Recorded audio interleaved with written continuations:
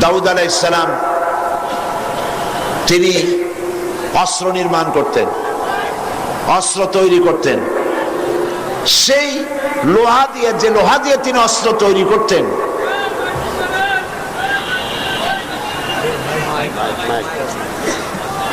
মাইকের অপারেটর তিনি খবর রাখুন, পাবেন, আপনারা পাবেন। এই লোহা গলাবার জন্য আগুনের প্রয়োজন হতো না, তিনি লোহা হাতের মুঠায় ধরে চাপ দিলে লোহা পানি হয়ে আঙ্গুলের ফাঁক দিয়ে পড়ে যেত। এটা ছিল তার মুজিজা। সুলাইমান আলাইহিস সালামের মুজিজা ছিল সকালবেলায় বিনা মেশিনে, বিনা ইঞ্জিনের সিংহাসনে বসতেন, বাতাসের উপর থেকে 1 মাসের পথ অতিক্রম করে যেতেন, আবার সন্ধ্যাবেলায় আর 1 মাসের পথ অতিক্রম করতেন। এটা গল্প না কোরআন? কোরআন। ঈসা আলাইহিস সালাম অন্ধ লোকের চোখের উপরে হাত বুলিয়ে দিলে লোকটির চোখ ভালো হয়ে যেত। ঈসা আলাইহিস সালামকে আল্লাহ পাক উঠায় নেওয়ার পরে তার এই মুজিজা ওখানে শেষ হয়ে গিয়েছে। তার উম্মতেরা কেউ আর কোন অন্ধের চোখ ভালো বানাতে পারে না এই হাত বুলাইয়া। রাসূল করিম সাল্লাল্লাহু আলাইহি সাল্লামের সময় মুজিজা ছিল, রাসূল করিম সাল্লাল্লাহু আলাইহি সাল্লামের সময় সাহিত্যের প্রভাব ছিল দারুণ ভাবে, কবিতা এবং সাহিত্যে। সেই সময় আল্লাহ পাক কোরআন নাজিল করলেন তার কাছে। কোরআন দুনিয়ার সকল যুগের সমস্ত সাহিত্যের শিল্প, উৎকর্ষ, ভাষার লালিত্য, ছন্দ, এ সব কিছুকে উতরে কোরআন এমন এক পর্যায়ে আছে, কোরআনের সাহিত্য যাকে স্পর্শ করা পৃথিবীর কোন সাহিত্যিকের পক্ষে সম্ভব নয়। এই জন্য দুনিয়ার সব নবীরা মারা গেলেন, ঈসা আলাইহিস সালামকে আল্লাহ পাক উঠায় নিলেন, মুজিজার সাথে সাথে বন্ধ হয়ে গেল, মুজিজা আর চালু থাকে নাই। রাসূল করিম সাল্লাল্লাহু আলাইহি সাল্লামের ইন্তেকালের পর তার মুজিজা তিনি কবরে নিয়ে যান নাই, মুজিজা রেখে গেছেন, কিয়ামত পর্যন্ত এই মুজিজা চলবে। এই মুজিজার নাম কি? সেই মুজিজা আমি চট্টগ্রাম তাফসীর মাহফিল সহ বিশাল বিশাল তাফসীর মাহফিলগুলিতে বলি, আপনারা কি মুজিজা শুনতে চান না দেখতে চান? লোকেরা বলে দেখতেই চাই, দেখতে পারলে আর শোনে কেডা?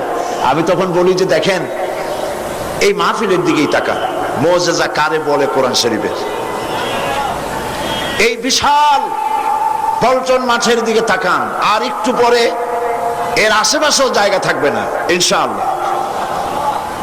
যে কোনো রাজনৈতিক দল এরকম একটা সমাবেশ করতে হলে 1 মাস আগের থেকে পত্র পত্রিকা, মিছিল, পথসভা, সমাবেশ, তারপরে চতুর্দিকে বাস দিয়ে, গাড়ি দিয়ে লক্ষ লক্ষ টাকা খরচ করে মানুষ আনতে হবে, ঠিক কিনা?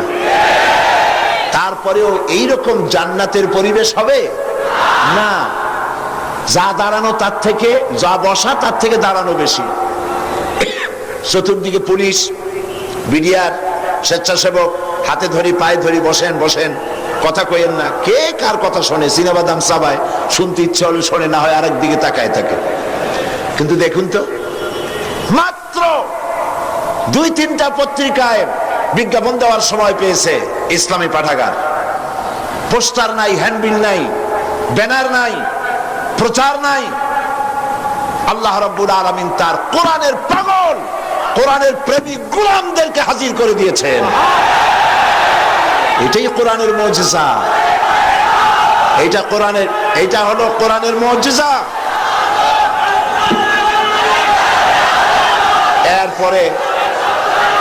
এরপরে দেখুন, আজ এই বিশাল মাহফিল, কি জান্নাতের পরিবেশ।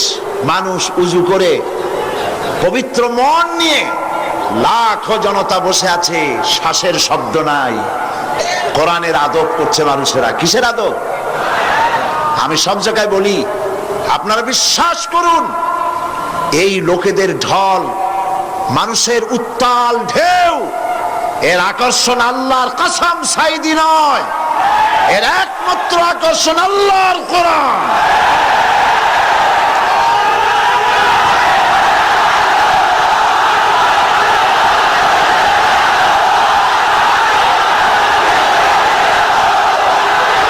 এই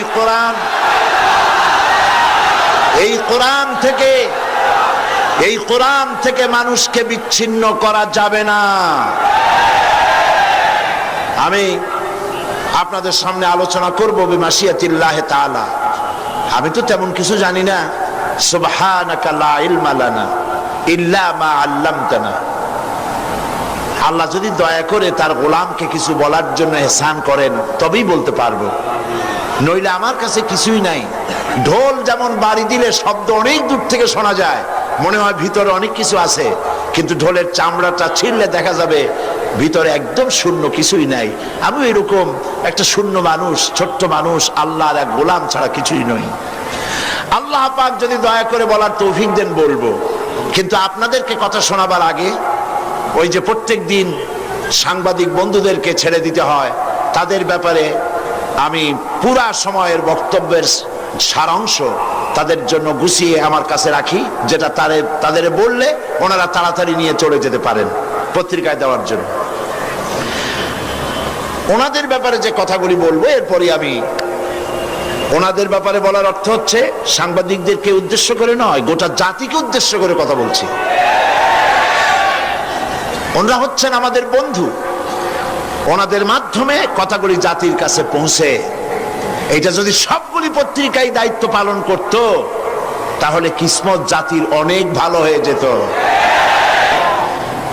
এই সব মাহফিলে কথা হয় জাতি বিনির্মাণের কথা, চরিত্র তৈরির কথা, দেশ এবং জাতি গঠনের কথা, স্বাধীনতা সার্বভৌমত্বের কথা বলা হয়, স্বাধীনতা হেফাজতের কথা বলা হয়। সুতরাং এই কথাগুলি পত্রিকায় আসলে গোটা জাতি জানতে পারত, কিসমত ভালো হতো। তোমরা তা করলে না। তবে ইনশাআল্লাহ আল্লাহ যাদেরকে পয়সা দিয়েছেন আজকের মাহফিলে আছেন, আমি বলবো মিডিয়া কোনো নেগলেক্টেড সেক্টর নয়, মিডিয়া খুব গুরুত্বপূর্ণ অস্ত্র। আমার যদি সময় হয় তাহলে সে ব্যাপারেও কথা বলবো। যাদের পয়সা কড়ি আছে পত্রিকা বের করা উচিত ইসলামকে টিকায় রাখার জন্য, মুসলমান টিকায় রাখার জন্য, বাংলাদেশের স্বাধীনতা সার্বভৌমত্ব হেফাজতের জন্য পত্রিকা প্রয়োজন। ইসলাম গতানুগতিক ভাবে কোন ধর্মের নাম নয়। ইসলাম হচ্ছে একটি বিপ্লবী মতাদর্শ যা সমগ্র পৃথিবীর সমাজ ব্যবস্থাকে পরিবর্তন করে নিজস্ব আদর্শ অনুযায়ী ঢেলে সাজাতে চায়। আর ধর্মনিরপেক্ষবাদীরা চায় কোরআন হাদিস তথা রাসূল করিম সাল্লাল্লাহু আলাইহি ওয়াসাল্লামের আদর্শ বিবর্জিত মন গড়া আদর্শে সমাজ ও রাষ্ট্র চালাতে। ধর্মনিরপেক্ষতার অর্থই হচ্ছে ধর্মহীনতা।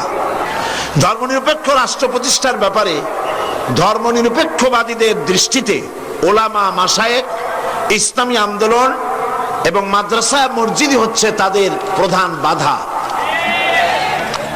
মুসলিম দেশসমূহের মধ্যে তুরস্কই হচ্ছে প্রথম ধর্মনিরপেক্ষ ইউরোপের মুরিদ রাষ্ট্র। ইসলামের শত্রুদের খরিদকৃত গোলাম কামাল পাশা তুরস্ককে ধর্মনিরপেক্ষ রাষ্ট্র বানাবার জন্য হাজার হাজার আলেমদেরকে হত্যা করেছিল, মাদ্রাসা শিক্ষা বন্ধ করে দিয়েছিল এবং ইসলামী আন্দোলনের নেতা কর্মী, আলেম, ওলামা দিয়ে জেলখানাগুলি ভরে ফেলেছিল। এখন বাংলাদেশেও হুবহু তুরস্কের কামাল পাশার অনুকরণে বর্তমান সরকার ইউরোপ, আমেরিকা এবং ভারতকে খুশি করার জন্য বাংলাদেশকে একটি পূর্ণাঙ্গ ধর্মনিরপেক্ষ রাষ্ট্রে পরিণত করার লক্ষ্যে ওলামা, মাশায়েখ ও মাদ্রাসা ছাত্রদের উপরে অত্যাচারের স্টিম রোলার চালাচ্ছে। অথচ একথা সর্বজনবিদিত যে দেশের ওলামা, মাশায়েখ এবং মাদ্রাসার ছাত্র এবং শিক্ষক সমাজ সবচাইতে বেশি শান্তিপ্রিয় এবং সন্ত্রাস ও দুর্নীতি মুক্ত। যেমন কলেজ, বিশ্ববিদ্যালয়গুলোতে এ যাবৎ যত সন্ত্রাসী তৎপরতা এবং হত্যাকাণ্ড ঘটেছে, মাদ্রাসাগুলিতে তার 1000 ভাগের 1 ভাগও ঘটে নাই। কলেজ, বিশ্ববিদ্যালয়গুলোতে যত ধর্ষণের ঘটনা ঘটেছে, মাদ্রাসাগুলোতে তার 1,00,000 ভাগের 1 ভাগও ঘটে নাই। দেশের মন্ত্রী, এমপি এবং তাদের রাজনৈতিক সহযোগীরা দেশ স্বাধীনের পর থেকে এ পর্যন্ত যত দুর্নীতি, স্বজনপ্রীতি, সরকারি অর্থ লুটপাট করেছে, দেশের ওলামা, মাশায়েখ বৃন্দ তার 1000 কোটি ভাগের 1 ভাগও করে নাই। তাছাড়া মাদক ব্যবসা, অস্ত্রবাজি, এসিড নিক্ষেপ, চোরাকারবারি এবং অন্যের জমি বাড়ি দখলের কোন একটির সাথেও দেশের আলেম ওলামা, মাদ্রাসার শিক্ষক, মাদ্রাসা ছাত্রদের দূরতম সম্পর্ক নাই। তারপরও দেশের সরকার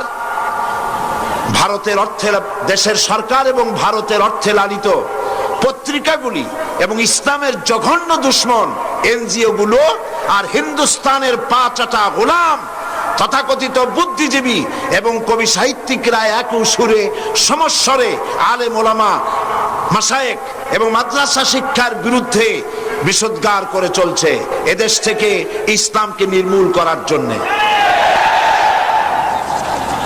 এ পর্যন্ত গোটা জাতির উদ্দেশ্যে আমি তাফসীরুল কোরআন মাহফিলের পক্ষ থেকে বক্তব্য রাখলাম। দরুদ শরীফ পড়েন আল্লাহুম্মা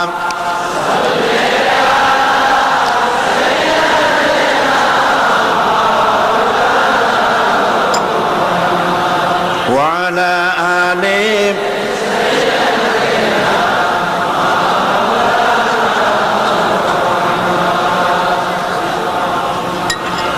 সাল্লি আলা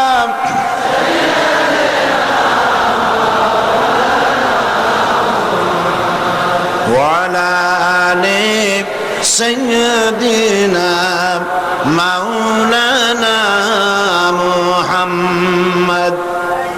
প্রিয় ভাইয়েরা, আল্লাহ রাব্বুল আলামিন এই পৃথিবীর মানব মণ্ডলীকে হেদায়েতের জন্য কোরআন দান করেছেন।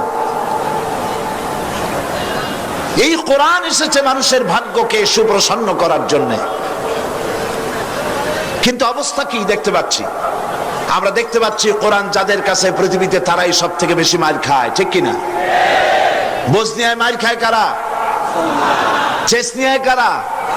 দাগেস্তান বার্মায় কারা? ফিলিপিনে কারা? কাশ্মীরে কারা? প্যালেস্টাইনে কারা? সারা বিশ্ব জুড়ে আজ মুসলমানরাই মার খাচ্ছে। তার অর্থ কি এই দাঁড়াবে যে মুসলমানরাই হচ্ছে কোরআন তাদের কাছে আছে বলে এই কারণেই তারা মার খাচ্ছে? না, আল্লাহ রাব্বুল আলামিন কোরআনে কারীমের ভিতরে বলেছেন তাহা মা আনজালনা আলাইকাল কুরআনা লিতাশকা। নবী হে, কোরআন আমি এই জন্য নাজিল করি নাই যে আপনি ভাগ্য বিপর্যস্ত হবেন, হতভাগ্য হয়ে যাবেন, এর জন্য কোরআন আসে নাই। কোরআন এসেছে ভাগ্যকে সুপ্রসন্ন করে দেওয়ার জন্য। যাদের কাছে কোরআন থাকবে তারা শাসিত হবে না, যাদের কাছে কোরআন থাকবে তারা বিশ্বকে শাসন করবে। আজ কোরআন ঘরে থাকা সত্ত্বেও আমরা এই কোরআন থেকে ফায়দা নিতে পারলাম না। কোরআন হয় এমন একখানা কিতাব যার কাছে আসতে বলে লোহাগুলি পাথর হয়ে, লোহাগুলি সোনা হয়ে যায়, পাথরগুলি হীরকখণ্ডে পরিণত হয়ে যায়। কবি বলছেন উতর কর গারে হেরা সে সুয়ে কওম আয়া, উতর কর গারে হেরা সে সুয়ে কওম আয়া और एक नुस्खे किमिया सतलाया। रसूल करीम सल्लल्लाहु अलैहि वसल्लम হেরা পাহাড় থেকে নেমে এলেন, হাতে আনলেন একখানা পরশ পাথর, সৌভাগ্য স্পর্শমণি কোরআন। এই কোরআনের সংস্পর্শে যেই এলো তার ভিতরে পরিবর্তন এসে গেল। কোরআন জিরোকে, কোরআনের সাথে যদি কোনো হিরো আসে আর যদি বেয়াদবি করে, হিরোকে কোরআন জিরো বানায় দেয়। আবার যদি কোনো জিরো আসে, জিরোকে কোরআন শরীফ হিরো বানায় দেয়। তার নমুনা আমরা দেখতে পাই হযরত ওমর রাদিয়াল্লাহু তাআলা আনহু কত বড় জাহিল ছিলেন। আল্লাহ নবী হত্যা করতে আসতে পারেন, কত বড় জাহিল হলে পরে তিনি নবী হত্যা করতে আসলেন। কিন্তু তিনি নবী হত্যা করতে পারেন নাই। কোরআন তার জাহালাতের কল্লা কাটিয়ে দিয়েছে। কোরআনের আওয়াজ শুনে, কোরআন তেলাওয়াত করে তার মনের পরিবর্তন হয়ে গিয়েছে। রাসূলের কাছে এসেছেন তরবারি হাতে। হুজুর জিজ্ঞেস করলেন, ওমর কি মতলব নিয়ে এসেছো? ওমর বললেন, মতলব তো খারাপই ছিল, কিন্তু কোরআন পড়ার পরে আমার মতলব পরিবর্তন হয়ে গেছে। জীবনের 26টি বছর কুফরির অন্ধকারের ভিতরে ডুবেছিলাম, আমাকে তাওহীদের আলোর সন্ধান দিয়ে দিন। নবীজি তাকে পড়তে বললেন, লা ইলাহা ইল্লাল্লাহু মুহাম্মাদুর রাসূলুল্লাহ।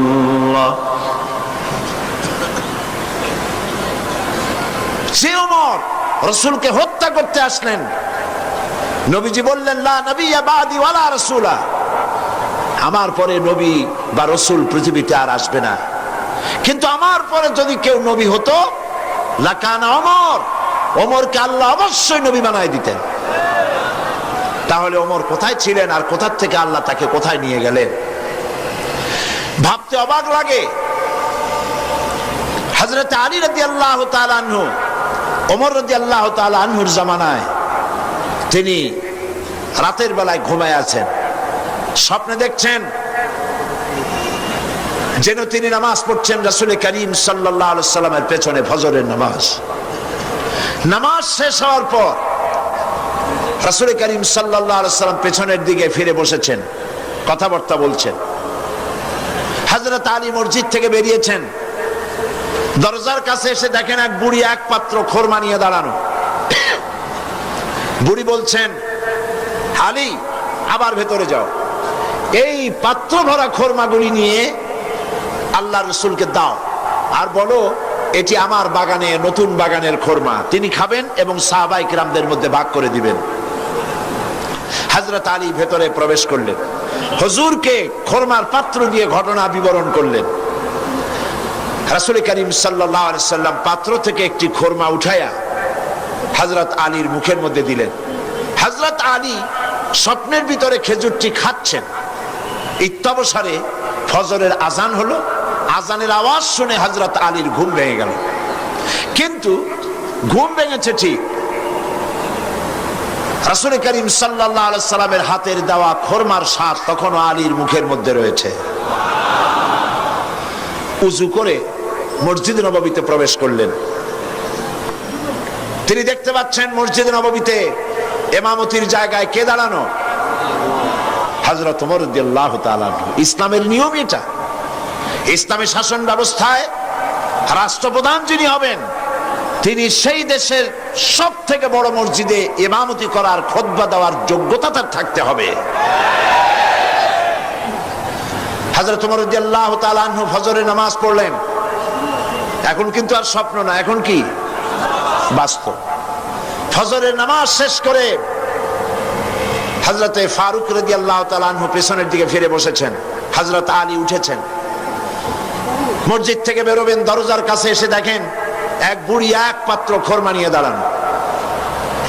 বুড়ি বলছেন, আলী আবার ভেতরে যাও, এই পাত্র ভরা খোরমা নিয়ে আমিরুল মুমিনিনকে বলো এটি আমার নতুন বাগানের খোরমা, যেন তিনি খান আর রাসূলুল্লাহর সাহাবীদের মধ্যে যেন ডিস্ট্রিবিউট করে দেন।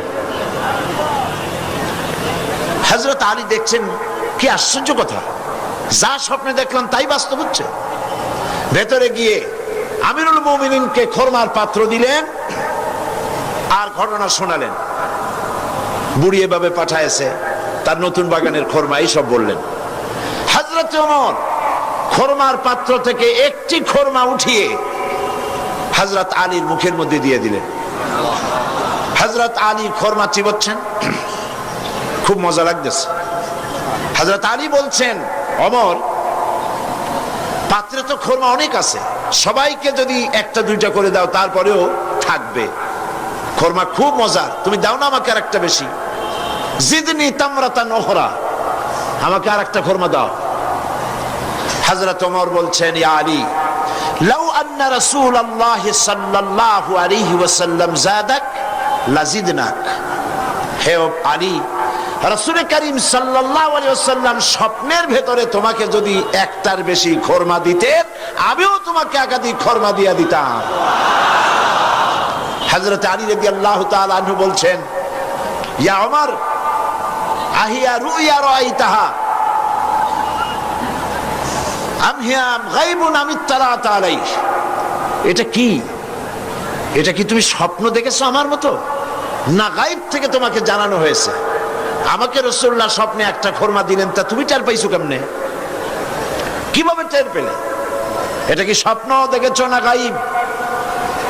হযরত ওমর বলছেন, ইয়া আলী, ওয়াল্লাহি মা হিয়া রুইয়া ওয়ালা গায়েব, ওয়ালাকিন্নাল মুমিনা ইযা আখলাসা কলবাহু ইয়ারা বিনূরিল্লাহ। মূল বক্তব্য হচ্ছে এই, হে আলী, এটা স্বপ্ন নয়, এটা গায়েব থেকেও আমাকে জানানো হয়নি। মূল কথা হচ্ছে, আল্লাহর কোন মুমিন বান্দা যখন আল্লাহর জন্য হয়ে যায়, ব্যক্তিতে, পরিবারে, সমাজে, রাষ্ট্রে, জীবনের সব ক্ষেত্রে যদি কোনো মুমিন বান্দা আল্লাহর গোলাম হয়ে যায়, তো আল্লাহর সাহায্যেই সে দেখতে পায়। হযরত ওমর কোথায় ছিলেন আর কোরআন তাকে কোথায় নিয়ে গেল? সুবহানাল্লাহ ওয়া বিহামদিহি। সেই কোরআন, এই দিকটা মাইক পাচ্ছে না, অপারেটর পাঠায় দিন, পাবেন ইনশাআল্লাহ পাবেন। কোরআন পৃথিবীতে মানব গোষ্ঠীর হেদায়েতের জন্য এসেছে। সেই কোরআন থেকে বিগত দুদিন আমি আলোচনা করেছি আপনাদের সামনে, সূরা আস-সাফ থেকে। আসুন আজ আবার শয়তানের ওয়াসওয়াসা থেকে সবাই মিলে পানাহ চাই। পড়েন, আউযু বিল্লাহি মিনাশ শাইতানির রাজীম, বিসমিল্লাহির রাহমানির রহিম। বিতাড়িত মারদুদ শয়তানের ওয়াসওয়াসা থেকে আল্লাহর কাছে পানাহ চাই। পরম করুণাময় আল্লাহর নামে শুরু করছি। আপনারা জানেন সূরা আস-সাফের 10 এবং 11 আয়াত আপনাদের সামনে তেলাওয়াত করে তার আলোচনা আমরা করতেছিলাম। আল্লাহ পাক বলছেন, ইয়া আইয়ুহাল্লাযীনা আমানু হাল আদুল্লুকুম আলা তিজারাতিন তুনজিকুম মিন আযাবিন আলীম تؤمنون بالله ورسوله وتجاهدون في سبيل الله بأموالكم وأنفسكم ذلكم خير لكم إن كنتم تعلمون صدق الله العظيم।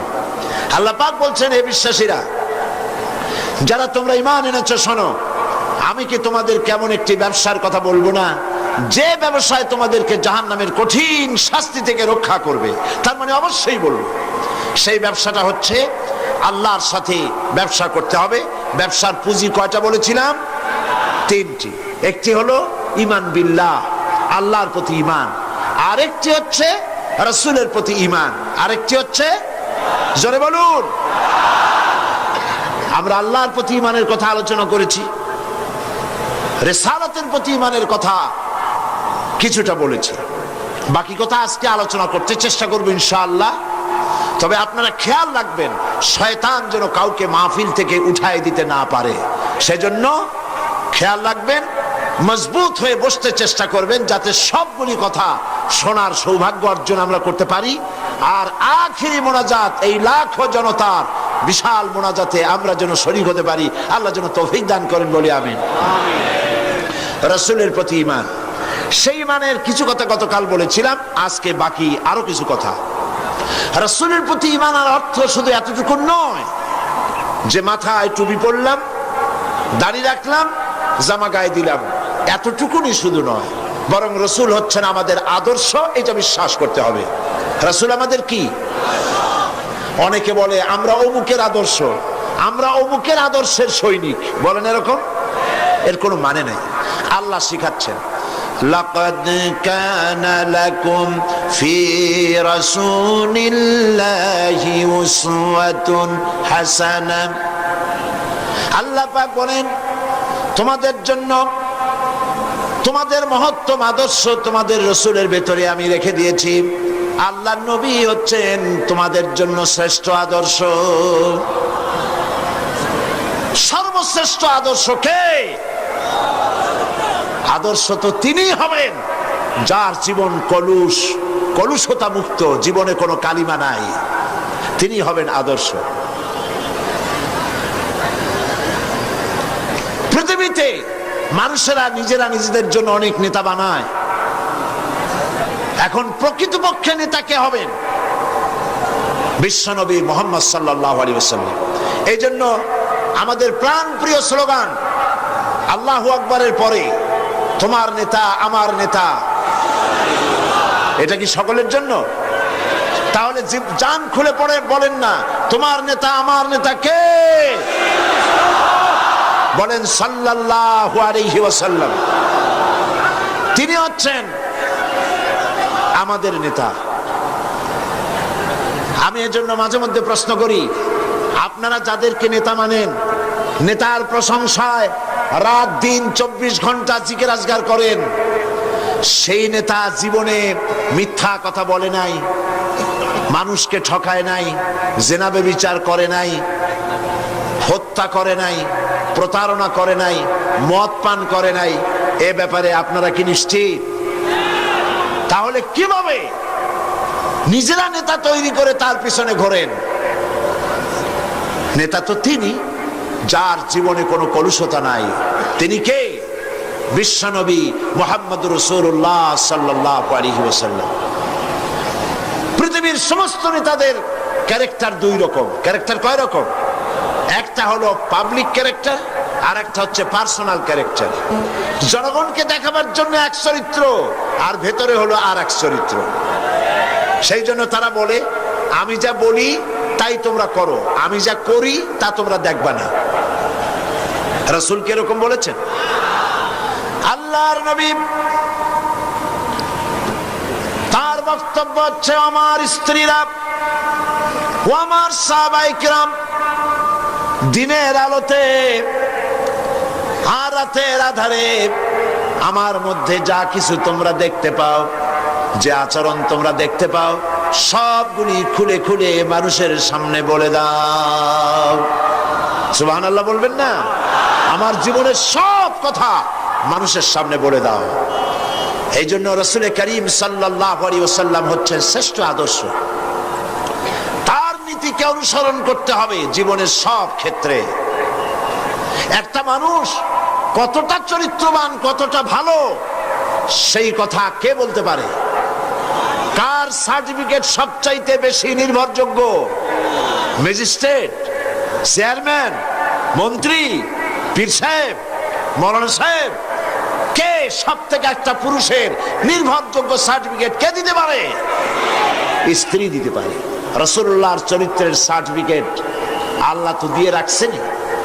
তারপর তার স্ত্রীর সার্টিফিকেটটা দেখুন। হেরা পাহাড় থেকে যখন নেমে এসে তিনি বলেছিলেন আমি ভয় পেয়েছি, তাড়াতাড়ি করে আমাকে ঢেকে দাও। হযরতে খাদিজা জিজ্ঞেস করেছিলেন আবুল কাসেম আপনার কি হয়েছে?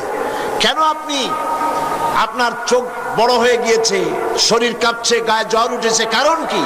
তিনি বললেন আমি এরকম এক জ্যোতির্ময় মহাপুরুষ দেখেছি যাকে আমি জীবনে কোনোদিন দেখি নাই।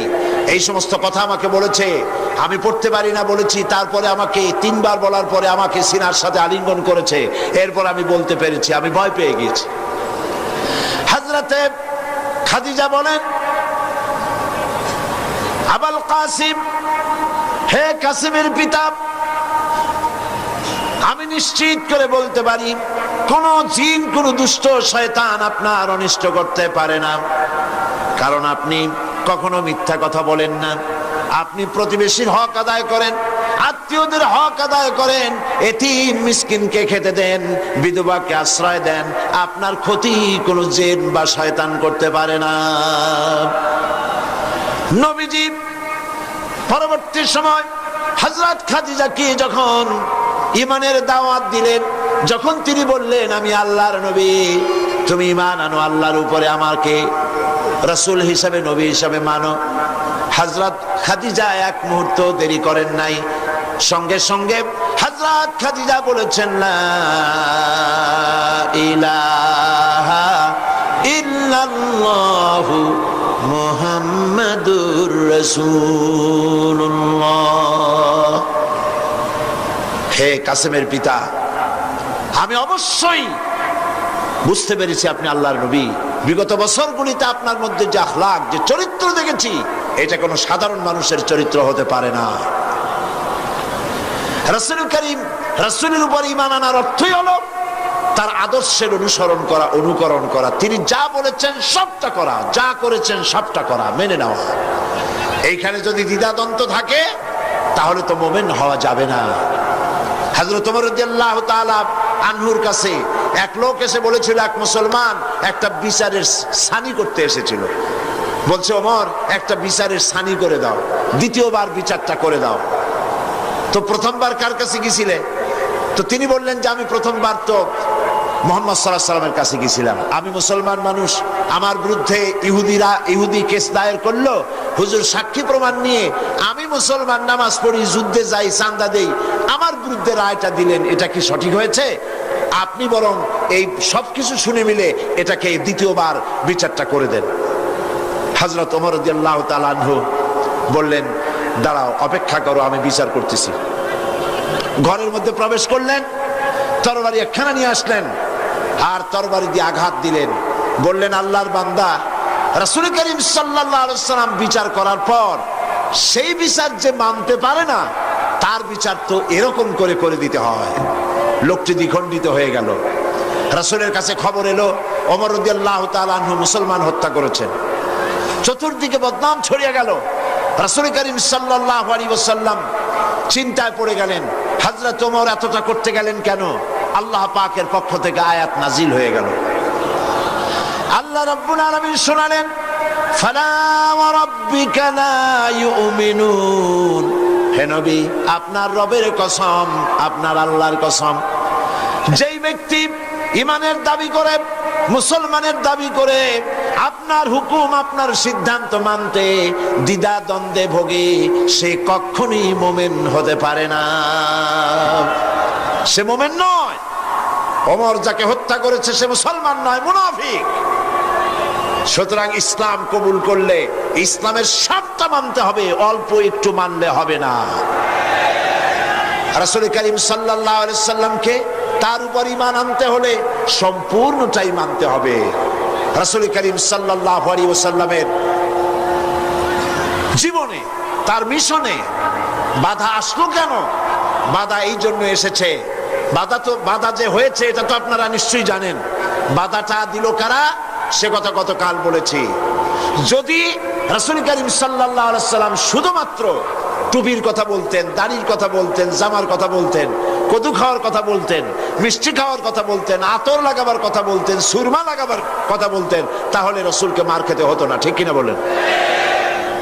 এই ধরুন আমি যদি আপনাদের বলি, ভাইরা আপনারা সকলে দাড়ি রাখবেন, মাথায় টুপি দেবেন, ভালো জামা টামা, সুন্নতি জামা, লম্বা জামা পরবেন, পাগড়ি পরবেন, আপনারা কি আমাকে মারতে আসবেন নাকি? আপনারা বলবেন তো ভালো কথা, এই মন্দ কি? তো রাসূলুল্লাহ মারটা খাইলেন কেন? দাড়ি রাখতে বলেছে তো ভালো কথা। পুরুষের দাড়ি হলে তো খুব ভালোই লাগে, দাড়ি যত বড় হয় আরো সুন্দর লাগে, আর বেশি ঘন হলে শীতকালে মাফলারের দরকার হয় না, গলাটা ঢেকে থাকে, কত সুন্দর। তেতে মারতে আসবে কেন? কদু খাইতে বললে তাতে মারতে আসবে কেন? মিষ্টি খাইতে বলেছেন, তাতে মারতে আসবে কেন? মূল বিষয়টা হলো, মারতে আসার কারণটা ছিল এই, মার খেয়েছেন রাসূল এই কারণে, তিনি পৃথিবীর বুকে আল্লাহর জমিনে আল্লাহর আইন প্রতিষ্ঠা করতে চেয়েছেন। আল্লাহ রাব্বুল আলামিন বলেছেন, আলা লাহুল খালকু ওয়াল আমর। জেনে রাখো, সৃষ্টি যার, আইন চলবে তার, অন্য কারো নয়। আইন চলবে কার? সবাই বলুন কার? আল্লাহ পাকের আইনকে জমিনে প্রতিষ্ঠার জন্য পয়গম্বরেরা দায়িত্ব পালন করে গেছেন। সুতরাং নবীর উপরে ঈমান আনার অর্থ ইয়া নবী সালাম আলাইকা বলা নয় শুধু। নবীর উপর ঈমান আনার অর্থ দাড়ি আর টুপি লাগানো নয় শুধু। নবীর উপরে ঈমান আনার অর্থ হলো দাড়ি, টুপি, জামা সহ, পাগড়ি সহ, মেসওয়াক সুরমা যা যা রাসূল করেছেন বলেছেন সব সহ দ্বীন প্রতিষ্ঠার জন্য জিহাদে অংশগ্রহণ করতে হবে। সেই কথাই আসছে 3 নম্বরে গিয়ে, وَتُجَاهِدُونَ فِي سَبِيلِ اللَّهِ بِأَمْوَالِكُمْ وَأَنفُسِكُمْ ذَلِكُمْ خَيْرٌ لَكُمْ إِن كُنتُمْ تَعْلَمُونَ। আল্লাহর রাস্তায় জিহাদ করো। আল্লাহর রাস্তায় কি করো? জিহাদ। জোরে বলেন কি? জিহাদ করো। কি দিয়ে? মাল আর জান দিয়ে।